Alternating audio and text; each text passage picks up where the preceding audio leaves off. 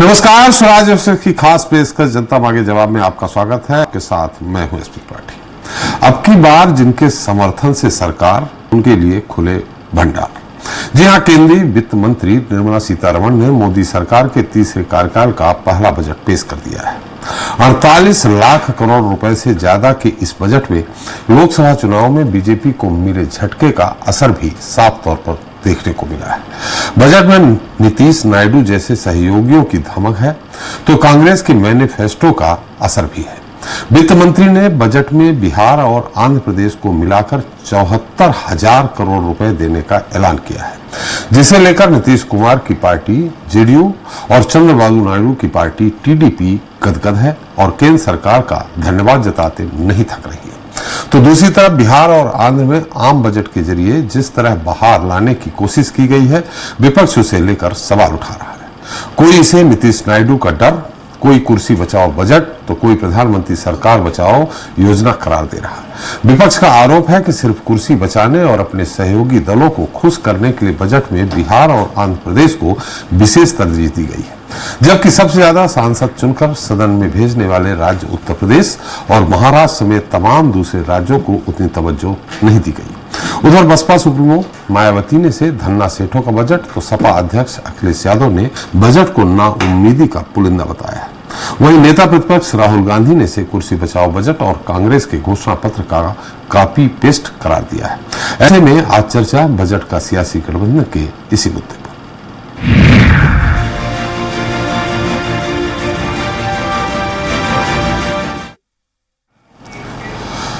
तो बजट में बिहार की बहार, आंध्र पर भी जमकर मेहरबान मोदी सरकार 3-0 के पहले बजट में नीतीश कुमार का बिहार और चंद्रबाबू नायडू का आंध्र प्रदेश छाया रहा। दोनों ही राज्यों को मोदी सरकार की तरफ से कई सौगात मिली है। बिहार में 26,000 करोड़ की लागत से पटना पूर्णिया एक्सप्रेसवे, बक्सर भागलपुर एक्सप्रेसवे का विकास होगा।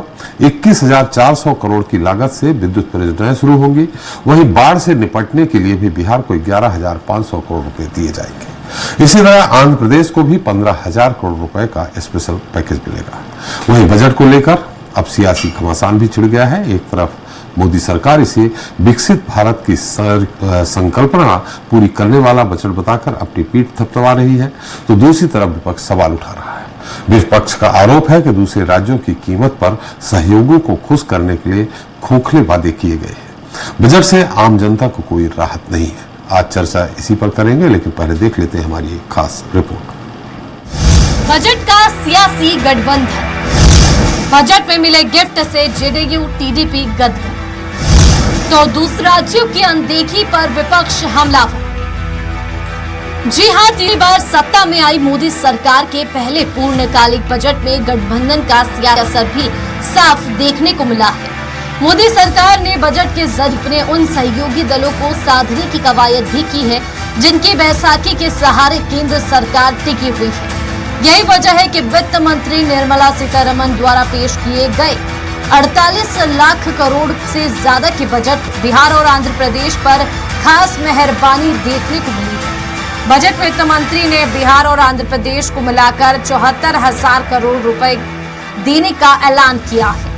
वहीं यूनियन बजट में बिहार और आंध्र प्रदेश से मोदी सरकार द्वारा कई वित्तीय ऐलानों और तोहफों की बारिश के बाद दोनों ही राज्यों की सत्ताधारी पार्टी गदगद है। बिहार के लिए की गई घोषणा का जेडीयू ने स्वागत करते हुए कहा कि ये बजट राज्य को आत्मनिर्भर बनने में मदद करेगा। वहीं चंद्रबाबू नायडू ने भी आंध्र प्रदेश के लिए की गई घोषणाओं, राज्य की जरूरतों को पहचानने और विकास कार्यों के लिए धन आवंटित करने पर केंद्र सरकार को धन्यवाद दिया है। तो वहीं दूसरी तरफ विपक्षी दलों ने बाकी राज्यों की अनदेखी का आरोप लगाते हुए मोदी सरकार के खिलाफ मोर्चा खोल दिया है।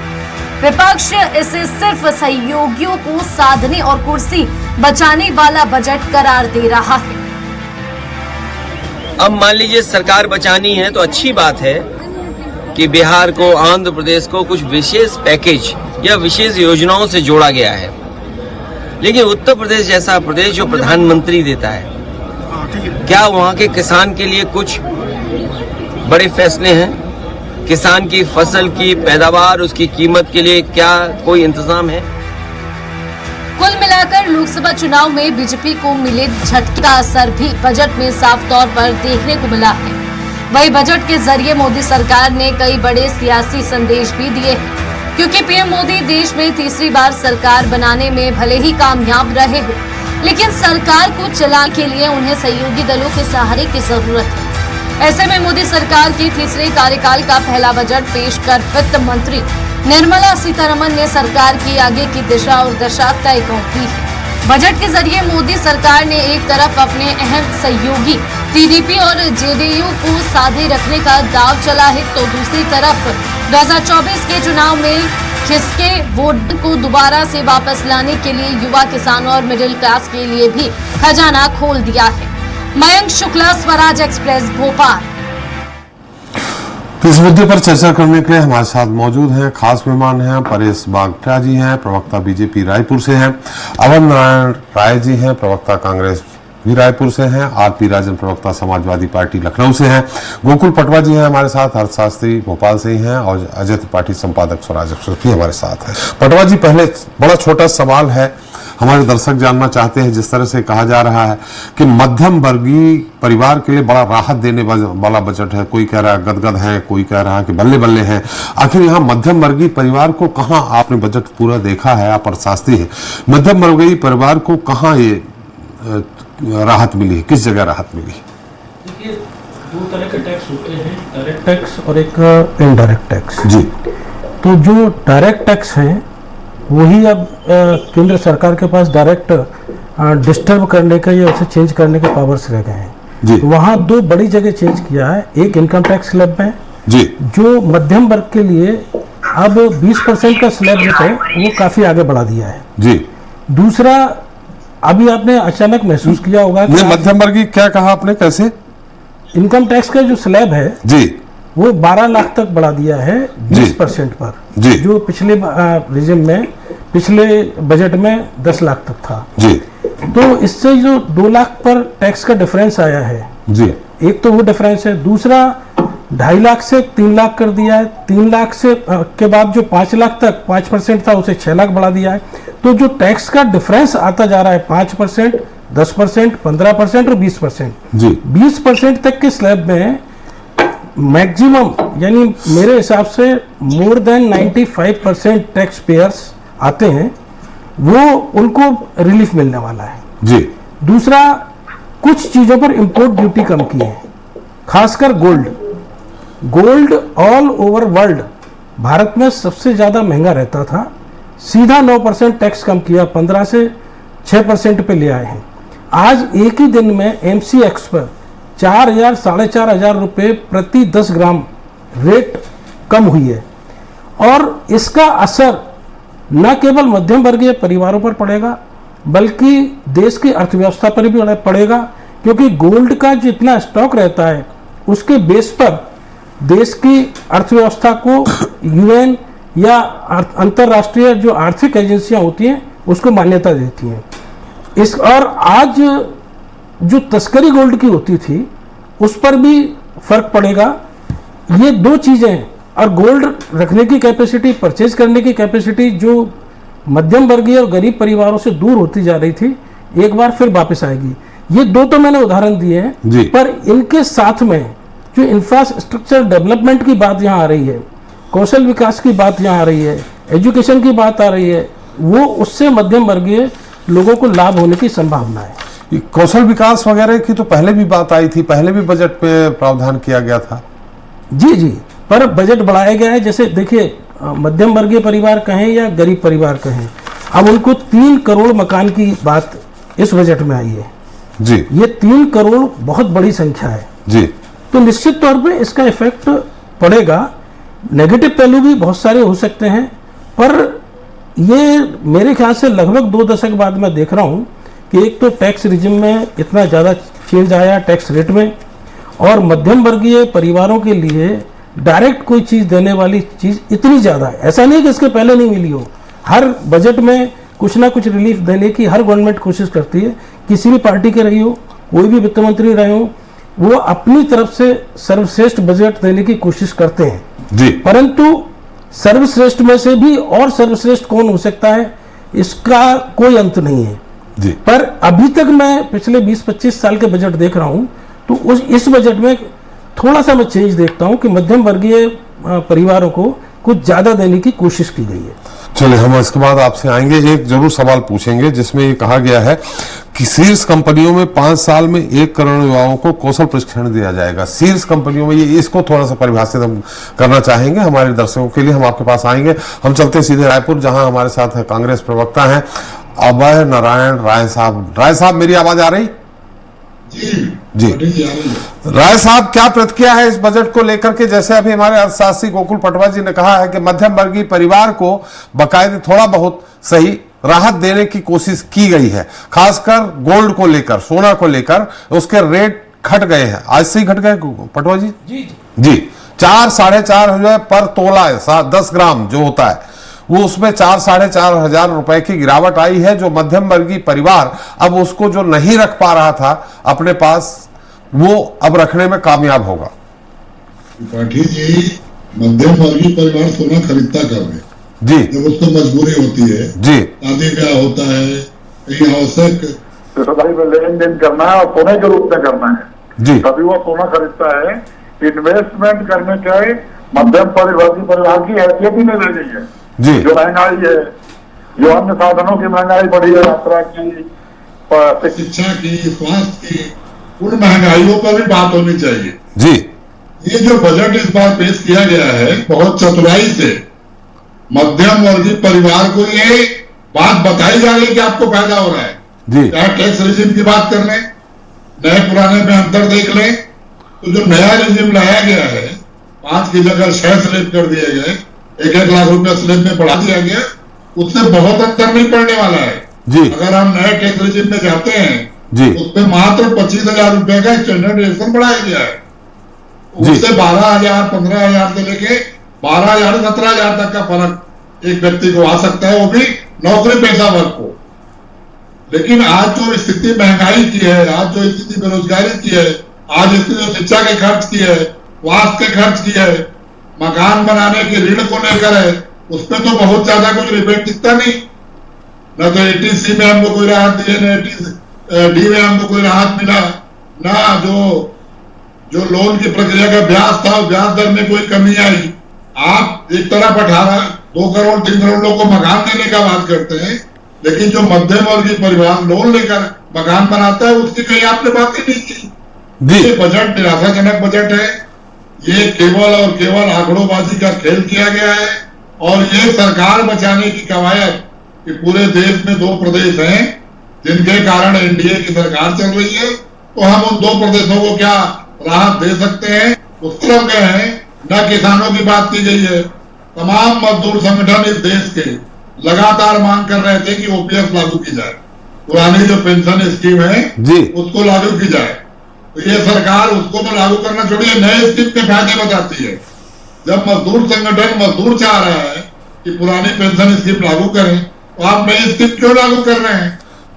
तो बहुत सी चीजों में आप जाएंगे ना, तो रेलवे की तरफ जाइए, रेलवे के इंफ्रास्ट्रक्चर में जाइए तो कोई आपको बढ़ोतरी नहीं दिखेगी। माल ढुलाई को लेके, व्यापारियों को लेके चिंतित हैं जो भाजपा के व्यापारी हैं। जिस तरह जो एनडीए के 2 प्रदेश थे ना, उसी तरह भाजपा के जो बड़े व्यापारी हैं, उनको लाभ पहुंचने के लिए कॉरिडोर की बात की गई, चाहे सड़क की बात की, चाहे रेल की बात की। तो ये बजट निराशाजनक है। आम आदमी इसको अपने आप को ठगा महसूस कर रहा है, वो कहीं नहीं पाता। इस बजट आने के बाद न तो टमाटर सस्ता होगा, न तेल सस्ता होगा, न स्कूल की फीस कम होगी, न स्वास्थ्य की दवाइयां कम होगी, न डॉक्टरों की फीस कम होगी। कहाँ खड़े हैं हम? न मकान बनाना सस्ता हुआ है। ये हम राय साहब, जहां दवाइयों की बात की है, उसमें दवाइयों और मेडिकल उपकरणों पर जो ड्यूटी है वो घटाई गई है, जिससे खासकर कैंसर जैसे जो मरीज हैं उनकी दवाइयां सस्ती होंगी। केवल कैंसर जैसे असाध्य रोग के लिए किया है, वो निश्चित रूप से स्वागत योग्य कदम है जी। लेकिन यहाँ तो सर्दी बुखार की दवाई भी महंगी है जी। यहाँ तो जो लाल मिक्सचर मिलता था हमारे जमाने में, वो सर्दी बुखार का लाल मिक्सचर जो डॉक्टर देता था, वो भी मुश्किल है मिलना। आम आदमी की दवाई की बात करिए ना, कैंसर तो असाध्य रोग है, ईश्वर किसी को ना दे, और उसमें राहत दी गई है निश्चित रूप से।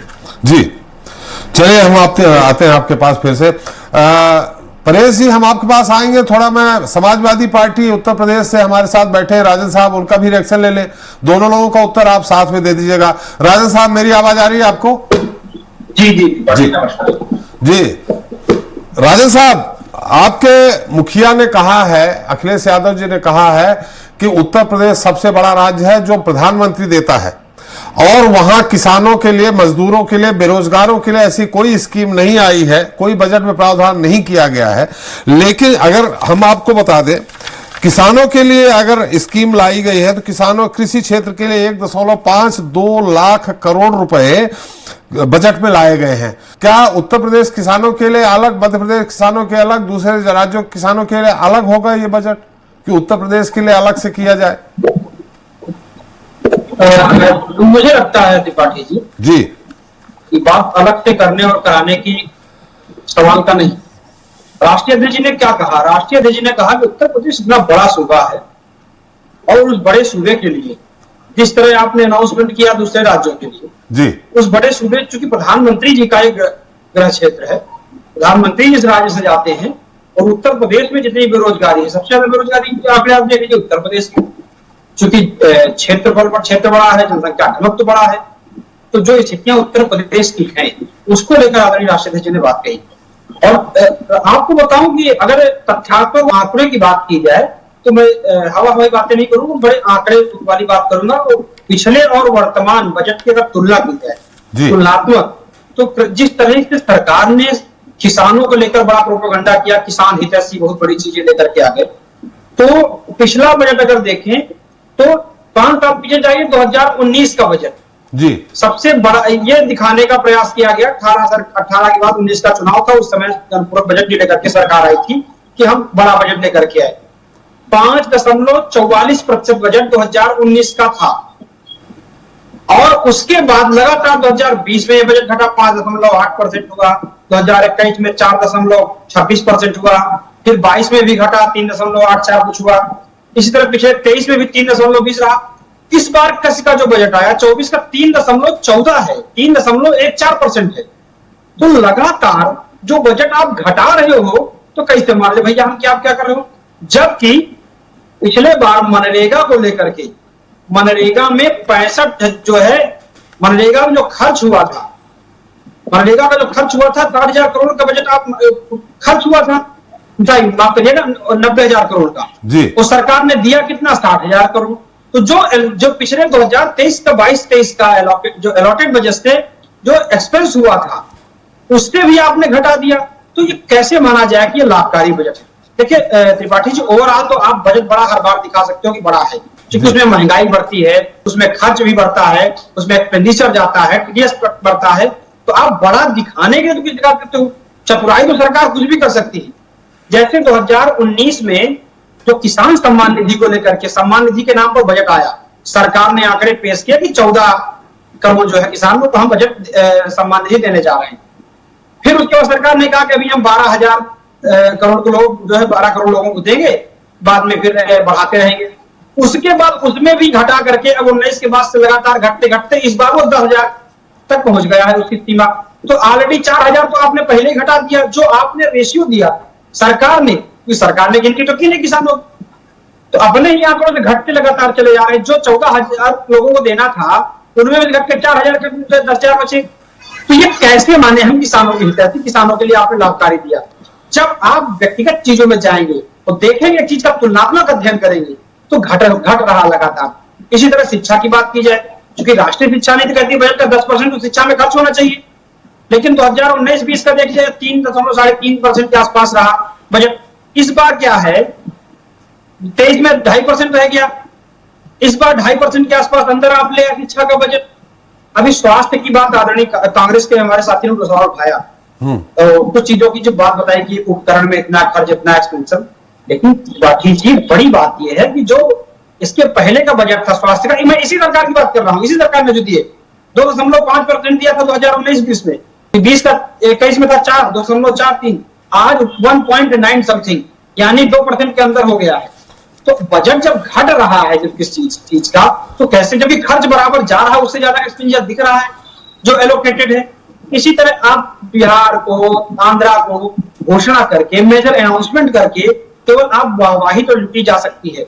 कल के अखबार तो भरे जा सकते हैं त्रिपाठी जी, चैनलों के साथ बैठकर बहस तो की जा सकती है। लेकिन राजन साहब बजट का एक मापदंड होता है कि आवक कितनी है, जावक कितनी है, बैलेंस होता है ना उसका, उसी के आधार पर बजट एलोकेट होता है, बजट आवंटित होता है। तो कहीं अगर किसी जगह बढ़ाया गया है तो कहीं घटाया जाएगा, ऐसा तो है नहीं सब जगह बढ़ा दिया जाएगा। मान्यवर मैंने जो बातें रखी हैं जी, मैंने आवक और जावक दोनों को रेशियो में ही लिया कि जैसे अगर 10,000 खर्च हुआ पिछले साल का तो 2 साल पहले इस साल का, तो अब ऐसा तो नहीं कि महंगाई नहीं बढ़ी, खर्च नहीं बढ़ा, अब तो उससे बढ़ना चाहिए था। आपने उसको 1 साल पहले से, आपने पिछले साल 2 साल पहले से आपने घटा दिया, जबकि खर्च उसमें है, खर्च 90,000 करोड़ का था, आपने 60,000 करोड़ का दिया, तो 30,000 रुपए घाटा तो हो रहा ना। जो खर्च आ रहा उसमें जब घट रहा है, मैंने तो वो पॉइंट दिए ना कि पिछले रेशियो के अकॉर्डिंग जो खर्च आए, मैंने खर्च की बात करने की बात कही है जी।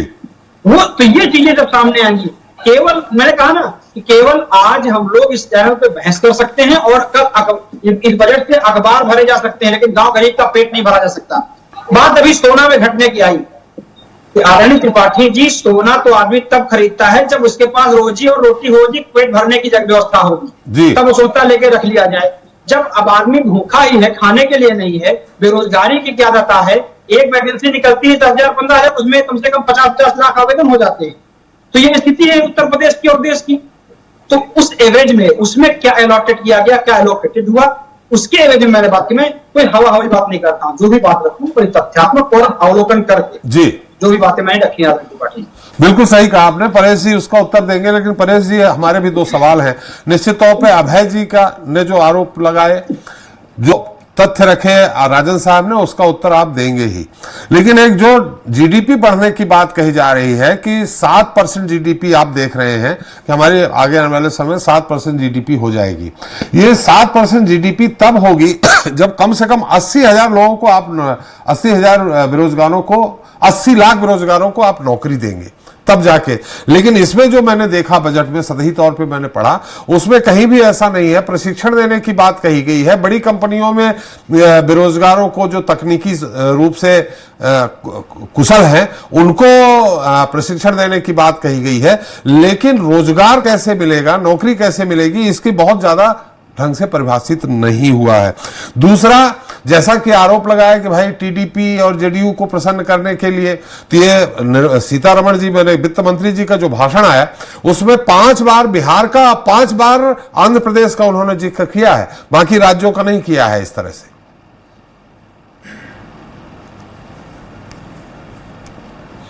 परेश जी मेरी आवाज आ रही? देखिए ऐसा है कि ये जो बजट है जी, वो एक, हाँ आपको मेरी आवाज आ रही है? जी बिल्कुल आ रही जी। आपको मेरी आवाज आ रही है? आ रही परेश जी, आ रही है, आप अपनी बात कहिए। देखिए ये जो बजट है जी,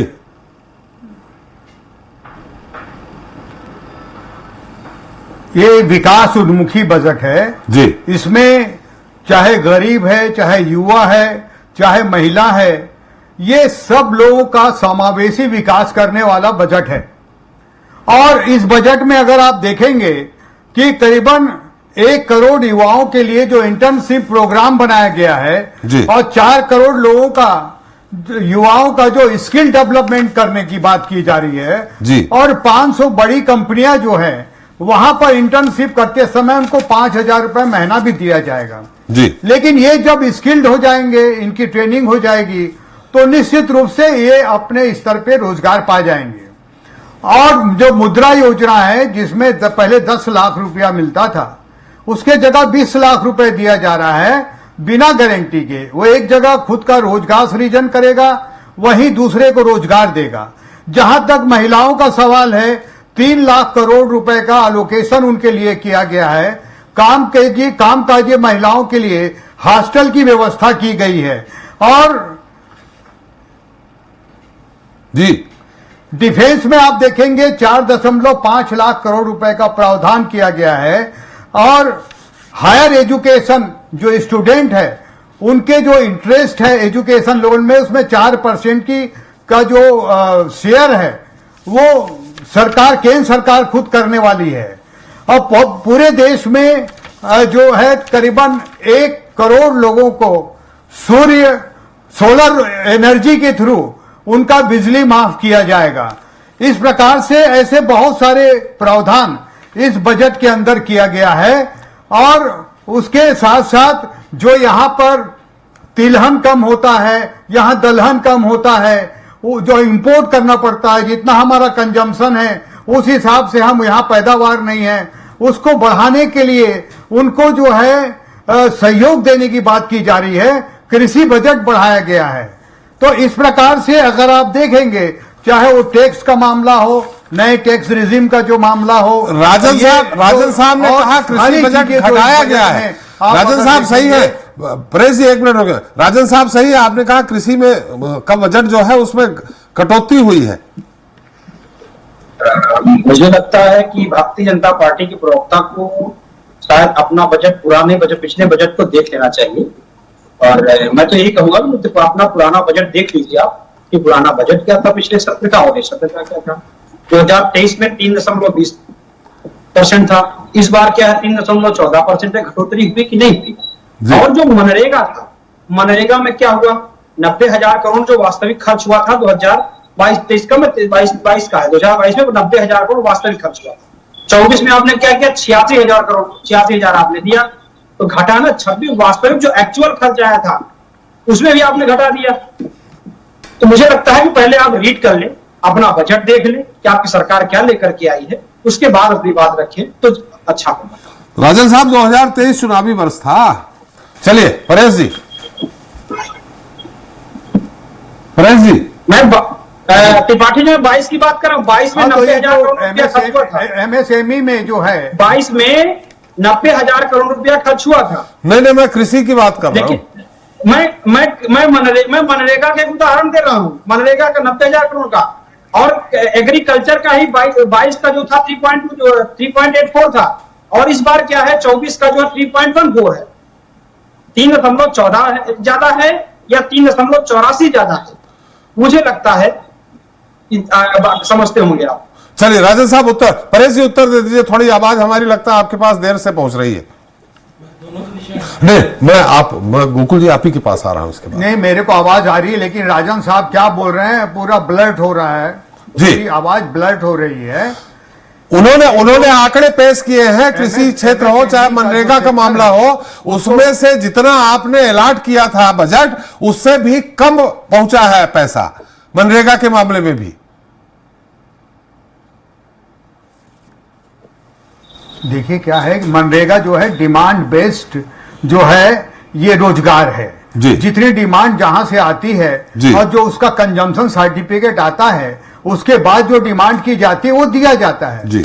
उसमें कहीं पर भी मनरेगा को लेकर के कहीं कोई शिकायत नहीं है कि मनरेगा में अलॉटमेंट क्या हुआ, फिर क्या हुआ। जितनी डिमांड जहां की आती है उसको दिया जाता है जी। इस बात को राजन साहब ठीक से समझ ले जी। और जो इंडस्ट्रियल सेक्टर है, जहां पर से रोजगार पैदा होगा, जो MSME सबसे बड़ा सेक्टर है, उसको ग्लोबल लिंक किया जा रहा है। अब यहां की चीजें जो है MSME की, विदेशों में बेचा जाएगा जी। तो इस तरीके से मैन्युफैक्चरिंग सेक्टर हो चाहे कृषि का सेक्टर हो, हर सेक्टर में जो है सरकार का पूरा ध्यान है और बजट एलोकेशन किया गया है। और बजट की अगर और जैसे जैसे जरूरत पड़ती है, और राज्य भी अपने स्तर पर अपने विकास के काम कर सकता है, अपनी अर्थव्यवस्था को मजबूत कर सकता है। जो राज्यों की अर्थव्यवस्था रहती है वो सब मिलकर के केंद्र की अर्थव्यवस्था बनती है। केंद्र अपने तरफ से जो सपोर्ट कर सकती है, 3 करोड़ जो है प्रधानमंत्री आवास योजना में नए आवास बनाए जाने वाले हैं, 1 करोड़ आवास जो है शहरी क्षेत्र में बनाए जाने वाले हैं, जो करीबन 100 जो बड़े शहर हैं उनको अपग्रेड किया जा रहा है, लिंक किया जा रहा है, डिजिटल इंफ्रास्ट्रक्चर को मजबूत किया जा रहा है ताकि यहां पर ट्रांसपेरेंसी बनी रहे।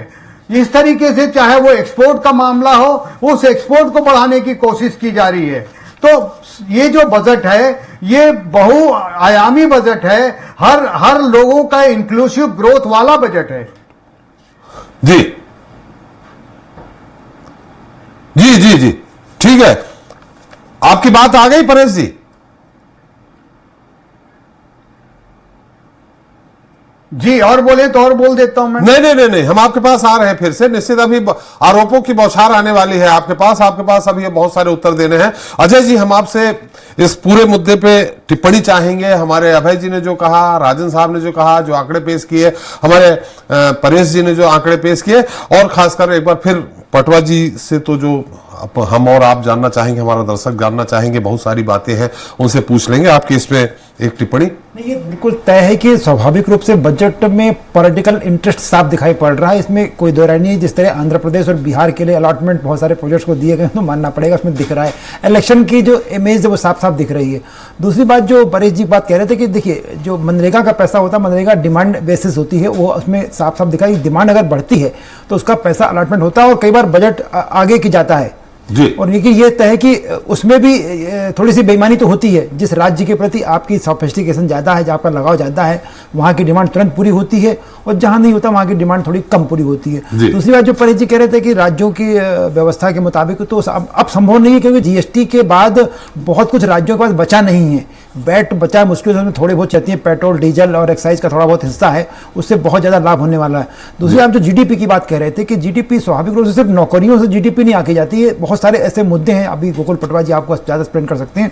उसको बजट में बाकायदा ध्यान रखा गया, जो सकल घरेलू उत्पाद है उसकी सीमा को लांघने की कोशिश बजट में नहीं की गई है। ये अर्थशास्त्र की दृष्टि से बहुत बेहतर में प्रयास किया गया है। पर यह तय है कि बजट, इस बार का बजट जो साफ साफ है, वो पॉलिटिकल इंटरेस्ट का बजट दिखाई पड़ रहा है। जी, वो पटवा जी, आप जब हमारे परेश जी और राजन साहब कुछ कह रहे थे, तो आप कहना चाह रहे थे उनका, तो आप निश्चित तौर पे आप उनकी बातों का उत्तर दीजिए। बिल्कुल सहमत हूँ कि ये पॉलिटिकल बजट है, और यही नहीं, जितने भी बजट होते हैं पॉलिटिकली बजट होते हैं। जिस पार्टी का होता है, जिन परिस्थितियों में होता है, उस परिस्थितियों के अनुरूप बजट होते हैं। जी। निश्चित तौर पे ये बिहार और आंध्र प्रदेश की अगर बार बार बात आ रही है, तो दो बड़े सहयोगी दल हैं, उनके हिसाब से ये बजट है। इसमें मेरे ख्याल से किसी को भी मना नहीं करना चाहिए।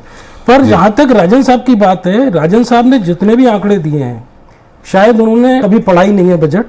मैं उनको बता दूं कि एग्रीकल्चर में इस बार जो बजट दिया है 1.52 लाख करोड़, जो पिछली बार के 1.25 लाख करोड़ से 21.6% ज़्यादा है, जो आज़ादी के बाद एग्रीकल्चर के क्षेत्र में आज तक की सबसे ज़्यादा वृद्धि है। जी। आपने मनरेगा की बात कही, मनरेगा इस वजह से कम हुआ है कि जब से ऑनलाइन देना पेमेंट शुरू हुआ है, जब से आधार कार्ड लगना शुरू हुआ है, तो जो एक व्यक्ति के नाम पर 50-50 लोगों का पेमेंट चला जाता था, सरपंच अपनी जेब में रख लेते थे, वो बंद हो गया है। तो स्वाभाविक है कि जितना खर्च होगा, जितना खर्च हुआ है उतना ही आपको रिलीज होगा। जी। अब आपके अकाउंट में भले 10 लाख रुपए पड़े हों, आपको जरूरत 5 लाख रुपए की, तो आप 5 लाख ही तो निकालोगे। जी। तो स्वाभाविक है, जहाँ कम हुआ है, जितना एक्चुअल यूज हुआ है, बजट उतना ही दिया जाता है। बजट का एक ये सिस्टम है। अब रही बात यहाँ यूज ज्यादा होना है, क्योंकि बजट का मीनिंग केवल टेम्परेरी अरेंजमेंट है। आज बजट जितना दिया गया है, ये जरूरी नहीं है कि केवल इतने पर ही खर्च कर दिया जाए। यहाँ ये जो बजट दिया हुआ है 21.6% ज्यादा हो सकता है, ये 30% ज्यादा भी चला जाए। अगर खर्चे बीच में बढ़ते हैं तो कैबिनेट को, या बार बार बजट आते हैं, उन बजट में अनुमति लेकर बजट को बढ़ाया जा सकता है। पर जब खर्च नहीं होता है, उसी पैसे को दूसरी जगह डाइवर्ट किया जाता है। ये एक सिस्टम है। रही बात यह कि आपने कहा सोने से गरीबों का पेट भरेगा क्या, तो प्रश्न त्रिपाठी जी का था मध्यम वर्ग के लिए। जी। तो सोना और इनकम टैक्स की बात केवल मध्यम वर्ग के लिए है, बल्कि वो उच्च मध्यम वर्ग के लिए है, क्योंकि हमारे यहाँ इनकम टैक्स पे ही अब लगभग 5% कुल हुए हैं। जी। मैंने बात उनकी की है, मैंने सबकी बात नहीं की है। अब रही बात, एक जो बात निकल के आ रही है बिहार की, अगर उत्तर प्रदेश की तरफ से, मध्य प्रदेश की तरफ से, छत्तीसगढ़ और झारखंड की तरफ से ये जवाब आता है कि अगर बिहार में विकास होगा, खासकर बाढ़ नियंत्रण पर सबसे ज्यादा पैसा दिया गया है, तो 11,000 करोड़। दूसरा हाईवे के लिए नियंत्रण से ज्यादा दिया गया है, हाईवे पे दिया गया 26,000। अब जितने हाईवे हैं बिहार जाने वाले, वेस्ट बंगाल जाने वाले, वो इन्हीं चारों राज्यों से निकलना है। जी। तो स्वाभाविक है उनको तो ऑटोमेटिक पैसा मिलना है। अब किसी का नाम ले लिया तो इसका मतलब ये नहीं कि वो बदनाम हो गया। यूपी में सबसे ज्यादा लंबी सड़क बनना है, मध्य प्रदेश में सबसे ज्यादा लंबी सड़क बनना है। जितने सेंट्रल के हाईवे गए हैं, जो गोल्डन स्क्वायर हैं, वो सब एमपी या यूपी से ही निकले हैं। मैक्सिमम हाईवे एमपी या यूपी के हिस्से में आए हैं। तो देखिए किसी चीज को पॉजिटिव लेना चाहिए, जो पॉजिटिव है। नेगेटिव चीज जरूर इसमें है, वो मैं बताना चाहूंगा, सभी दर्शकों को बताना चाहूंगा कि जिस ढंग से ये बजट, जिस पार्टी का बजट है, ये उस ढंग से बजट नहीं आया है। आज भी इस देश को जो जरूरत है वो इस देश से मिट्टी से जुड़े हुए लोगों की जरूरत है। ये धीरे धीरे करके ये गवर्नमेंट अब हार्वर्ड यूनिवर्सिटी की ओर जाने लगी है। जबकि बात हम करते हैं नालंदा की, तक्षशिला की, हम बजट पर जो बेस्ड है, आज भी हम विदेशों पर बेस्ड होते जा रहे हैं। किस तरह से? देखिए, ये मैं बड़ा स्पष्ट आपको बताना चाहूँ जी। GST, goods and service tax, इसके फादर कहा जाता है अटल बिहारी वाजपेयी जी को। जी। जब जीएसटी काउंसिल बनी तब इसको 0% भ्रष्टाचार करने के लिए कोशिश की गई थी जी। आज वो नहीं हुई है। इसमें मैक्सिमम चीजों को शामिल करने की बात हुई थी, सिंगल टैक्स की बात हुई है। आज जीएसटी आने के इतने साल बाद भी हम नहीं कर पाए। आज भी वैट यथावत है, आज दूसरे और टैक्स यथावत है, उन सबको शामिल किया जाना था। ये इस तरह से बहुत सारे टैक्सेज हैं, जैसे इंपोर्ट ड्यूटी कुछ चीज़ों पर कम हुई है। अभी बहुत सारे ऐसे प्रोडक्ट हैं या रॉ मटेरियल हैं जिनके कारण हमारे यहाँ महंगाई है दूसरे देशों की तुलना में, उन पर इंपोर्ट ड्यूटी कम होना चाहिए, हम नहीं कर पा रहे हैं। आज एक बात उठती है कि कुछ घरानों को काम मिलता है, स्वाभाविक है। मुझे नहीं मालूम कि रिलायंस अभी या अंबानी अभी आए हैं। मैंने तो 83, 84 में शायद या 87 में कब रिलायंस वर्ल्ड कप हुआ था, मैं तो तब से जानता हूँ। कई गवर्नमेंट बदल गई, ये उद्योग घराने तो तब से हैं, यही काम कर रहे हैं। पर इनको जो काम दिया जा रहा है, वास्तव में मनरेगा जैसी स्कीम्स, जो छोटे छोटे कामों पर हमें लोगों को रोजगार मिलता था, वो कहीं ना कहीं छिन रहे हैं। नेशनल हाईवे हम पर डे बड़ी तेजी से बनाने की बात करते हैं, रेलवे लाइन बड़ी तेजी से बनाने की बात करते हैं, मशीनीकरण होता जा रहा है, पर क्या उसमें वाकई गरीबों के लिए कुछ बेनिफिट मिल रहा है? नहीं, ये जो रोड इंफ्रास्ट्रक्चर की बात कर रहे हैं, सड़क की बात कर रहे हैं, ये तो यात्रा महंगी होती जा रही है। जिस तरह से टोल टैक्स बनाने के पहले 100 किलोमीटर में एक टोल टैक्स होगा, इसकी व्यवस्था की गई थी। अब तो 40-40, 50-50 किलोमीटर में टोल टैक्स बन गए।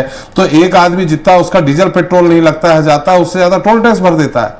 पर शायद अभी जीपीएस बेस्ड जितने किलोमीटर आप चलेंगे जी उतना ही कटेगा। इस तरह के प्रोविजन शायद लाने का इन्होंने प्रयास किया था, कुछ जगह ट्रायल भी उसका किया गया है। और टोल टैक्स का जो आप 100 किलोमीटर का कह रहे हैं, उसमें भी 30 किलोमीटर मैक्सिमम किया है, मिनिमम किया है, पर रेट घटा दी गई है वहाँ। तो वो निश्चित तौर पे कहीं ना कहीं उसका फर्क है, उसका लॉस भी है पर बेनिफिट भी है। हम अगर उस बेनिफिट यह है कि आपका सफर सुगम हो गया है थोड़ा बहुत। नहीं, गाड़ी की टूट-फूट, आपका ऑयल का खर्च, हमारी वो भी तो कम हो गए हैं। आज हमें एवरेज बहुत अच्छा मिलने लगा है। जितना हम डीजल पेट्रोल बचा लेते हैं उसके मुकाबले टोल टैक्स बहुत कम है। बहुत ज्यादा है। डीजल आप कितना बचाएंगे, उससे ज्यादा टोल टैक्स आप कहीं भी चले जाए। लगभग डीजल पेट्रोल का जितना खर्च है उसका आधा खर्च टोल टैक्स में चला जाता है। हाँ, पर एवरेज बहुत अच्छा मिलने लगा है आजकल।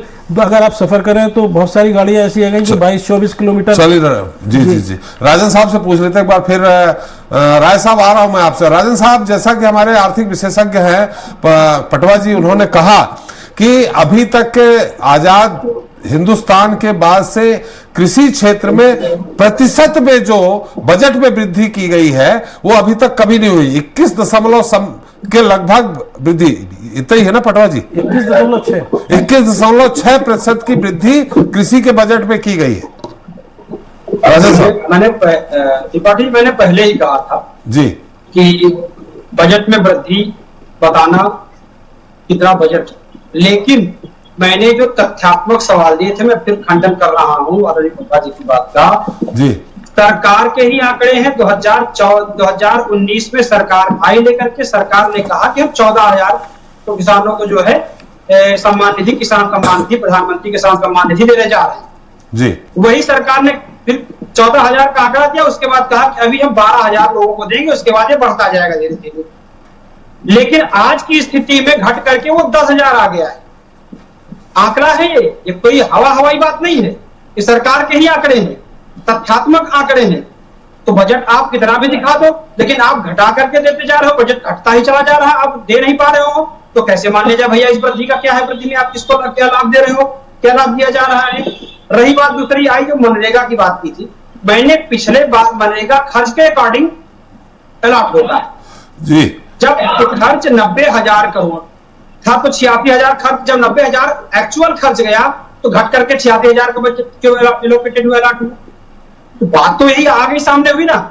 किसान के लिए एमएसपी के लिए एक कमेटी बनाई गई थी, उस कमेटी का क्या हुआ, तक कुछ रिपोर्ट आने वाली है, क्या हुआ है कि नहीं आई, उस पर क्या हुआ, कोई सवाल कोई जवाब नहीं आया। तो सरकार आप जब उसको बहुत उसमें देखेंगे तो मुझे लगता है कोई बेईमानी, सही आकलन नहीं होगा, क्योंकि आप तो खैर अर्थशास्त्री, जो मैं आप पर टिप्पणी नहीं कर सकता क्योंकि आप ज्यादा बेहतर जानते होंगे, लेकिन जो बारीकी से मैंने जो देखा, जो सरकार के ही आंकड़ों को देख करके, सरकार जो अपने आंकड़े देख रही है, अपने ही आंकड़ों में सरकार फंसती चली जा रही है, अपने आंकड़ों को झुठलाती चली जा रही। 2016 में सरकार एक लेकर के आई थी मृदा स्वास्थ्य कार्ड, कि हम ये जब कितनी जमीन कहां कोसों पर, जब मृदा स्वास्थ्य कार्ड लेकर के जमीन सरकार आई, और आज सरकार कही हमारे पास कोई ऐसा आंकड़ा ही नहीं। अपने ही चीजों को दे करके अपनी ही चीजों को सरकार फंसती चली जाती है, आंकड़े नहीं जाते। तो ये सरकार के आंकड़े सदन में नाम नहीं लिया गया। जब मृदा स्वास्थ्य कार्ड, सॉइल हेल्थ कार्ड की जब बात आई 2016 राजन जी बीच में आपको टोकना चाहूंगा, आप शायद आंकड़े उल्टे पढ़ रहे हैं। 23-24 में 60,000 करोड़ रुपए मनरेगा का बजट था, इस बार 86,000 करोड़ रुपए किया गया है। आपने जितने भी आंकड़े पढ़े हैं सारे उल्टे पढ़े हैं, प्लीज ठीक से पढ़ना सीख लीजिए। मैं आपसे ये गूगल खोल के आपको बता रहा हूँ आज का बजट, दोनों आंकड़े एक साथ दिए जाते हैं। मैं गूगल की बात नहीं, 90,000 करोड़ का सरकार का पिछला बजट का मनरेगा का 60,000 करोड़ का था खर्च, 90,000 का एक्चुअल खर्च का गया था, जो खर्च हुआ था, डिमांड खर्च की डिमांड गई थी, वो अकाउंट में है, वो कहीं इधर उधर नहीं है, वो सरकार के पास गए आंकड़े दिए हुए, सरकार के दिए हुए आंकड़े हैं। और दिया कितना गया, 86,000 करोड़ इस बार। तो बात तो वही हुई ना, मैं तो कह रहा हूँ आपने उसमें भी घटोतरी हुई कि नहीं, जो खर्च गया उसमें भी घट करके आया कि नहीं। अब मैं उल्टा पढ़ रहा हूँ या सीधा पढ़ रहा हूँ, उस पर सवाल की बात आ गई। सरकार जवाब दे रही, हमको सरकार के ही आंकड़े बताए हैं ना आपको, क्योंकि हमारा आंकड़ा तो है नहीं कि हमने कोई आंकड़ा दे दिया है जी। चले अभय जी मेरी आवाज आ रही है आपको? जी जी त्रिपाठी जी, जो आपको तो एक तरह से साधुवाद देना चाहिए सरकार को, क्योंकि आपने ही कहा कि आपका जो मैनिफेस्टो था उसकी झलक दिखाई पड़ रही है इस बजट में। तो आपने जो मैनिफेस्टो जारी किया था, घोषणा पत्र जारी किया था, वो पूरा कर रही है सरकार, तो आपको तो और साधुवाद देना चाहिए सरकार को। देखिए राहुल जी की जो न्याय पत्र था जी, कांग्रेस का जो घोषणा पत्र था न्याय पत्र के रूप में जी, उसमें हमने बात की थी कि हम युवाओं को शिक्षा प्राप्त करते ही, डिग्री प्राप्त करते ही रोजगार देंगे जी, और उसमें इंटर्नशिप भी लागू करेंगे। आज भारतीय जनता पार्टी ने कॉपी पेस्ट किया है, मोदी सरकार ने कॉपी पेस्ट किया है। तो अच्छी बात है ना, अच्छी बात है, आप जो चाहते हैं वो कर रहे हैं ना जी। लेकिन अमाउंट जो है बहुत कम किया है, 5,000 रुपया जी। लेकिन मैं कह रहा हूं कि अग्निवीर की तरह योजनाएं लाने बंद करें, रोजगार सृजन करें, रोजगार के अवसर बढ़ाएं, ऐसी स्कीमें लाए जिससे रोजगार के अवसर बढ़े। अभी भाजपा प्रवक्ता हमारे साथी परेश भैया ने बहुत सारी चीजें बताई कि जो मुद्रा लोन है उसको डबल कर दिया गया, 500 कंपनियों में हम पहले करेंगे। अच्छी बात है, करना चाहिए, लेकिन जरा परीक्षाओं का स्टैंडर्ड भी देख लीजिए, नीट जैसी घटनाएं ना हो, उनको रोकने का भी काम करिए। जो लड़का कैसे पढ़ लिख के परीक्षा के लिए तैयार होता है और रिजल्ट में जब घपला होता है तो उसके गार्जियन पे, माँ बाप पे क्या गुजरता है, उसकी क्या परिस्थिति होती है, उस पर भी विचार करना चाहिए। तो ये तो निश्चित है कि कॉपी पेस्ट किया है, अब जब धरातल पे आ जाए तो हम इसका स्वागत भी करेंगे।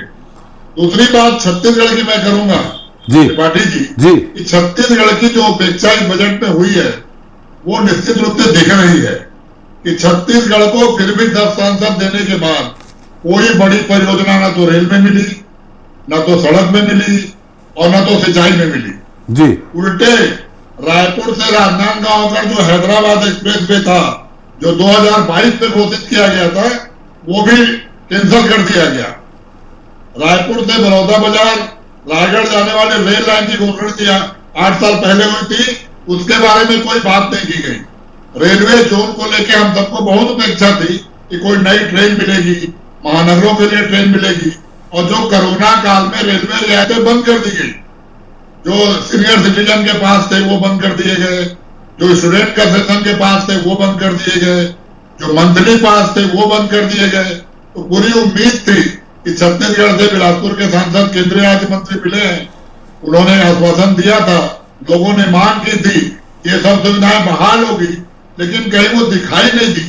तो छत्तीसगढ़ की तरफ से भी मैं कह सकता हूं कि हमको कोई योजना का लाभ इस बजट में नहीं मिला।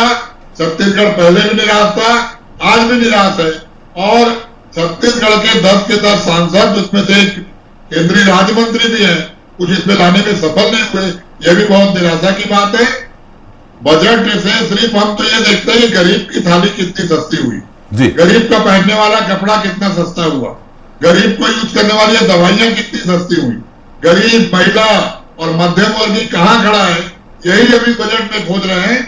अर्थशास्त्री जी को अर्थशास्त्र के हिसाब से दिख रहा है, आंकड़ों के हिसाब से दिख रहा है, लेकिन हम जनता के बीच में काम करते हैं। हमसे लोग पूछ रहे हैं कि अब चावल और गेहूं और सरसों का तेल और टमाटर और प्याज इस बजट में कितना सस्ता हुआ।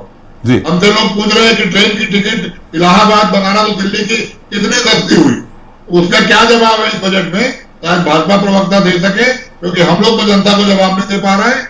और ये बजट केवल आंकड़ोबाजी का बजट है, केवल अमीर और अमीर बनेंगे, गरीब और गरीब बनेगा। ये 3 करोड़ मकान की बात कर लें, युवाओं को इंटर्नशिप की बात कर लें, ये 4 करोड़ लोगों मुद्रा लोन में डबल लोन देने की बात कर लें, लेकिन जब तक आप अर्थव्यवस्था को, आर्थिक असमानता को समाप्त नहीं करेंगे अर्थव्यवस्था से, तब तक कुछ नहीं मिलने वाला है। महंगाई वही है, बेरोजगारी वही है, आर्थिक असमानता और बढ़ेगी, ऐसा इस बजट से दिखता है। तो बजट जाने से पहले सभी राजनीतिक दलों से भी बात करनी चाहिए थी। ठीक है, आपने आंध्रा को और बिहार को दिया है, आपके बैसाखी हैं, लेकिन जो छत्तीसगढ़ जैसे छोटे प्रदेश थे, जो आसाम, आपके मणिपुर जैसे छोटे प्रदेश हैं जहां लगातार घटनाएं चली, वहां के लिए भी कुछ बजट आना था। आप बाहरी रक्षा बजट में बढ़ोतरी कर रहे हैं, घरेलू जो लड़ाइयां चल रही है उनको खत्म करने का भी कोई काम आपके कहीं से दिखाई नहीं देता। मणिपुर को पैकेज देते, वहां आर्थिक समानता बढ़ती, वहां विकास के लोग और बढ़ते, जहां हिंसा चल रही है उसका भी उल्लेख नहीं है। इसलिए ऐसी जगह में लोग पानी को तरसते हैं, ज्यादा पानी आता है तो लोग बाढ़ से तरसते हैं। तो इसका भी कोई उपाय नहीं कि जब पानी नहीं रहेगा और पानी ज्यादा होगा, उसकी बजट में क्या अपेक्षा है। चलिए, पानी और बाढ़ का बजट में परेश जी, खासकर छत्तीसगढ़ की जो बात कही, परेश जी से उत्तर ले लेते हैं। लेकिन अभय जी, आपसे हमें एक नाराजी है। नाराजी इस बात की है कि आपने हर तरह की छूट की बात कही, कोरोना काल के दौरान सीनियर सिटीजन से लेकर अन्य तरह की जो ट्रेन में टिकट में छूट मिलती थी। आपने हम लोगों की बात नहीं की, जो अधिमान्य पत्रकारों को मिलती थी ट्रेन में छूट, वो भी बंद कर दी। उसका जिक्र आप तो कर देते, आपने नहीं किया। आप हमारी चिंता में और हमारी मांग में शामिल है। चलिए, तो आपने नहीं किया, अब जब मुझे याद दिलानी पड़ी, अब विपक्ष भी हम लोगों को भूल जाएगा, तो अब याद दिलानी पड़ेगी, तो फिर परेश जी कैसे हम लोगों की तरफ ध्यान देंगे। परेश जी, बहुत सारी बातें कही गई है छत्तीसगढ़ के बारे में, जो कि छत्तीसगढ़ की उपेक्षा हुई है, उसका संक्षेप में उत्तर चाहेंगे। और साथ में क्या आपको नहीं लगता कि आंध्र और बिहार में ही स्पेशल पैकेज देना जरूरी था? नक्सल प्रभावित क्षेत्र आपका छत्तीसगढ़ है, इतना बुरी तरह से हर रोज जवान शहीद हो रहे हैं, उसके लिए भी स्पेशल पैकेज कोई अन्य तरह का, जैसा कि उन्होंने कहा ट्रेन की बात हो या हाईवे की बात हो, इस तरह का स्पेशल पैकेज वहां भी तो दिया जा सकता है। ये बात अलग है कि जो नक्सलाइट प्रभावित क्षेत्र है, जो जितने जिले हैं उसके अनुपात के अनुसार उनको एक पैकेज दिया जाता है प्रभावित, लेकिन विकास के लिए अलग से पैकेज भी तो दिया जा सकता था छत्तीसगढ़ को।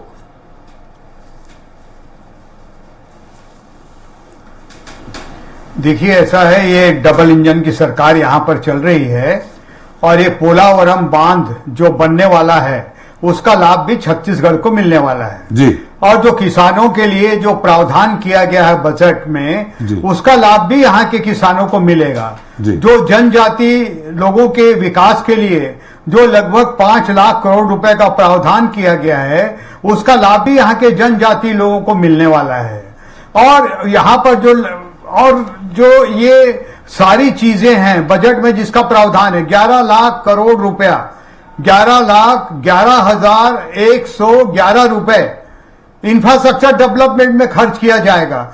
वो 3 गुना इंपैक्ट डालेगा जीडीपी में।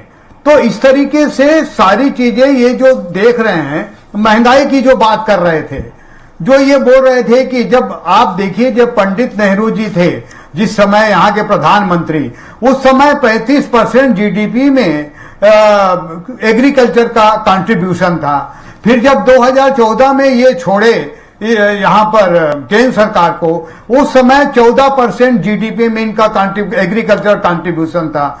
आज 19% का कंट्रीब्यूशन है।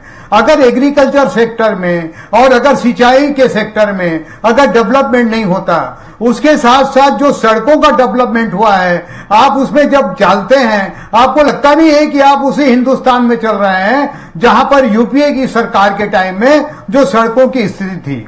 स्वामीनाथन कमेटी की रिपोर्ट 2007 में आई, उसको दबा के यूपीए सरकार ने रख लिया था।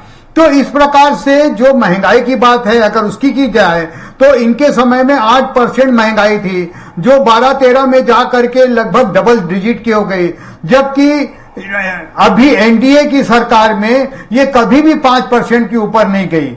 तो पूरे विश्व में बहुत तेजी से आगे बढ़ने वाली जो इकोनॉमी है वो भारत की ही इकोनॉमी है। पिछले 10 साल की जो फाइनेंशियल जो प्लानिंग रही मोदी सरकार की, ये उसी का परिणाम है कि जो 10वें नंबर में विश्व में अर्थव्यवस्था थी वो 5वें नंबर पे आ गई। जो 5 ट्रिलियन की जो बात कर रहे हैं, जो वहां पर जो पहुंचने की बात कर रहे हैं, जो विकसित भारत 2047 में जो हम पहुंचना चाहते हैं, उस दिशा में ये चलने वाला बजट है जो उस दिशा में हमको वहां पर लेके जाएगा। इस प्रकार से यहां पर चाहे वो कोई भी वर्ग का व्यक्ति हो, उसको पूरे तरीके से उसकी आर्थिक स्थिति, उसकी समृद्धि का पूरा ध्यान इस बजट में रखा गया है। गरीब कल्याण की योजनाएं इसमें रखी गई है, किसान सम्मान निधि की बात इसमें की गई है, बिजली का बिल आधा करने की बात जो है 1 करोड़ लोगों को की गई है। इस प्रकार से बजट को बहुमुखी बहुत अच्छे तरीके से डिजिटल वे में सारे इंफॉर्मेशन गैदर करके सारे लोगों से बातचीत करके इसको बनाया गया है। और मुझे लगता है कि अगर बिहार में अगर बाढ़ रुकेगी, जो नेपाल से पानी आता है, तो कितनी वो ह्यूमैनिटी की बात है, उसका असर अन्य प्रदेशों में भी होता है, उसकी तो तारीफ करना चाहिए। जो बिहार अलग होने के बाद जो बिहार और झारखंड अलग हुआ, झारखंड में सारे माइंस चले गए, तो वहां पर गरीबी बढ़ने लगी, वहां पर पलायन बढ़ने लगा। अगर वहां पर कुछ आर्थिक स्थिति मजबूत करने के लिए कुछ पैसे अगर सरकार दे रही है तो उसकी तारीफ करनी चाहिए। तेलंगाना आंध्र प्रदेश से अलग हुआ, वहां पर उनका खुद का जो है राजधानी नहीं थी, अगर उसके लिए पैसे दिए जा रहे हैं और उसको आगे बढ़ाने की कोशिश की जा रही है, तो देश की पूरी स्थिति में जीडीपी बढ़ेगी, पर कैपिटा इनकम बढ़ेगा, उसमें क्या परेशानी है? तो ऐसे में तो फिर छत्तीसगढ़ अलग हुआ, मध्य प्रदेश को भी स्पेशल पैकेज मिलना था।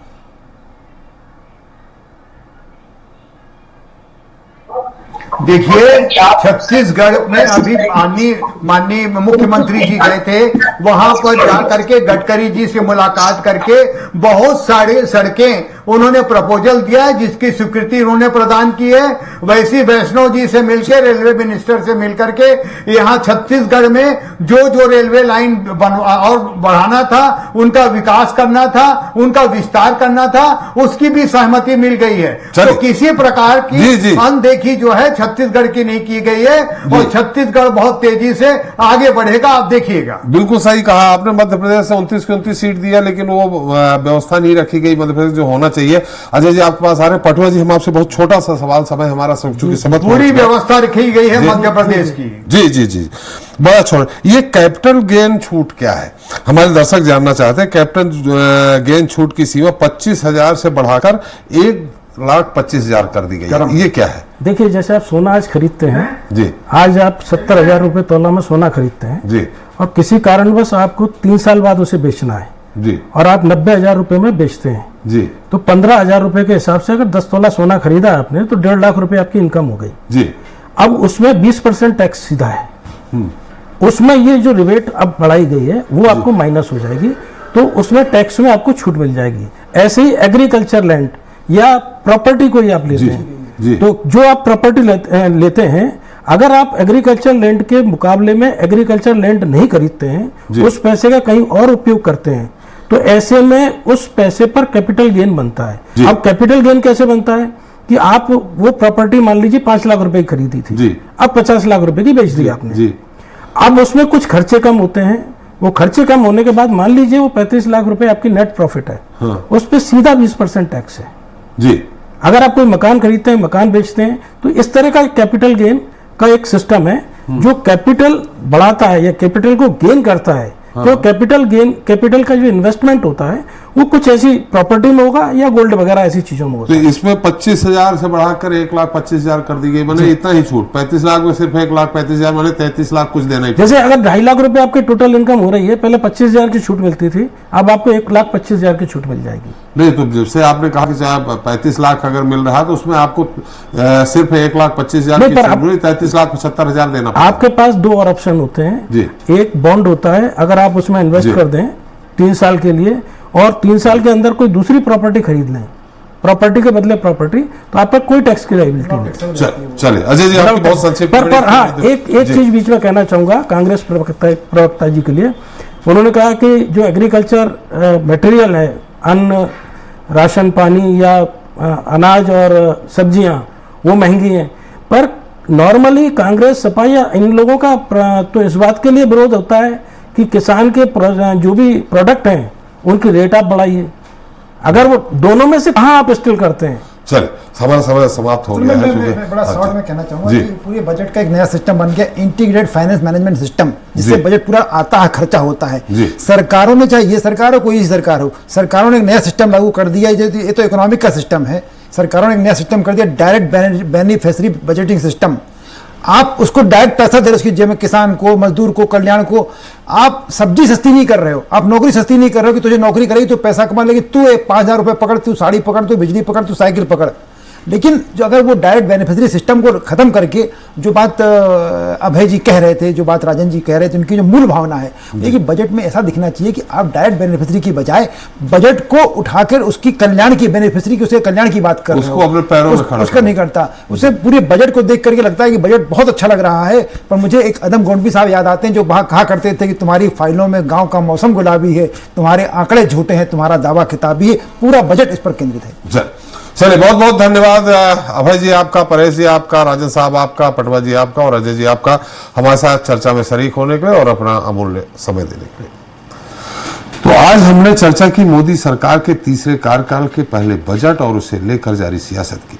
मोदी सरकार ने आंध्र प्रदेश और बिहार के लिए मोटे पैकेज का ऐलान कर एक तरफ सहयोगियों को खुश करने का दांव खेला है, दूसरी तरफ 2024 के खिसके वोट बैंक को दोबारा से वापस लाने के लिए मिडिल क्लास और आदिवासी समुदाय से लेकर हर वर्ग को साधने के लिए भी खजाना खोल दिया है। कुल मिलाकर बजट के जरिए मोदी सरकार ने कई बड़े सियासी संदेश दिए हैं। बहरहाल आज के लिए इतना ही। नमस्कार।